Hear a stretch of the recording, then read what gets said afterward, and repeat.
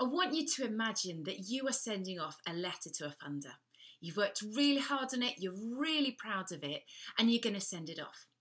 But imagine that that funder receives that letter, and before they've even read a single word of it, they've had a bad first impression of you because you've forgotten some simple things.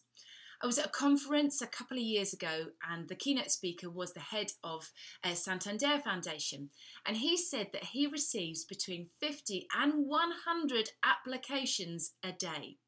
For him, first impressions will be really important because he has got to have a decision-making process about whether to read the letters and to grant the funding for them. So you need to start off on the right foot. Otherwise, your letter has to work even harder to win them over.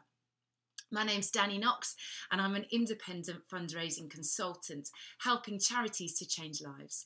And I want to make sure that when you send that letter off, it has the best first impression it could possibly have. So here's a few tips to help get that letter off on the right foot. First thing to remember is the first impression is the envelope they receive. Have you paid the right postage? Really silly. But it does happen. Have you paid the right postage? A larger envelope costs more postage. The last thing a funder wants is to have to go off to the post office to collect it, pay the administration fee and pay the amount that you forgot to pay before they've even opened that envelope. They are not best pleased with you. So make sure that right postage has been paid. Where possible, I'd handwrite the name and the address on there as well. It just says that this is personal. Funders want to feel that you know them, you understand them. They don't want to think that this is just one of 100 letters you've printed out that day that are all exactly the same. So handwrite it.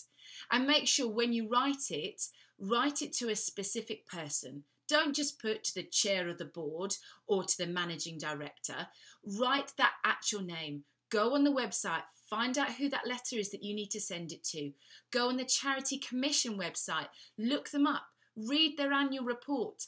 Find out who is the person that is going to be opening that letter and address it to them, because it just says that you have researched them and you understand them. So your envelope is gone pretty well. Well done. Next thing is that they look at your letter.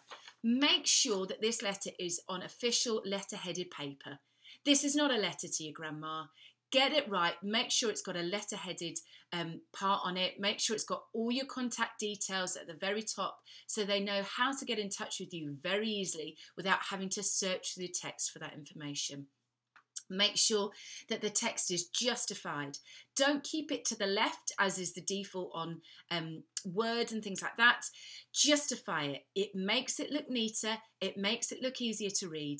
And again, it communicates. You've worked really hard on that, and you've worked really hard to make it look good. Make sure that the font size you're using goes no lower than 11. If it goes down to 10 or below, it makes it really difficult for the funder to read, and they don't want that. And it also communicates that you're not very good at concisely summarising your ask, and that you've had to go for a smaller font to make it all fit in. Where possible, unless they specifically ask, try and keep your letter to just one piece of paper, sided front and back. If they receive something with lots of pages, again, they think, oh, this is going to take ages to read. But if it's one paper, then it's going to give them that first good impression. Also, make sure if they've asked for certain things to be included, you include them. If they've asked for a copy of your annual reports, they will see very quickly from opening the envelope if it's there or not. So they will be annoyed if you've not included it when they've specifically asked. But if they've not specifically asked, then don't include it. They don't want extra paperwork that they don't need.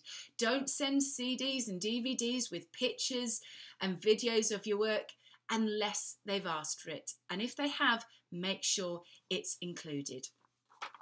And finally, really silly one, but when you sign your letter, sign it in blue ink.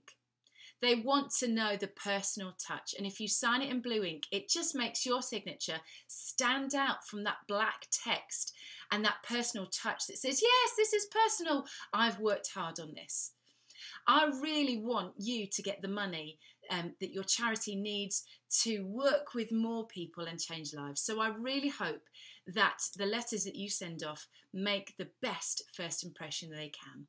If you've got any questions or you want to know more, just contact me and I'd love to help you out where I can. Thanks for listening.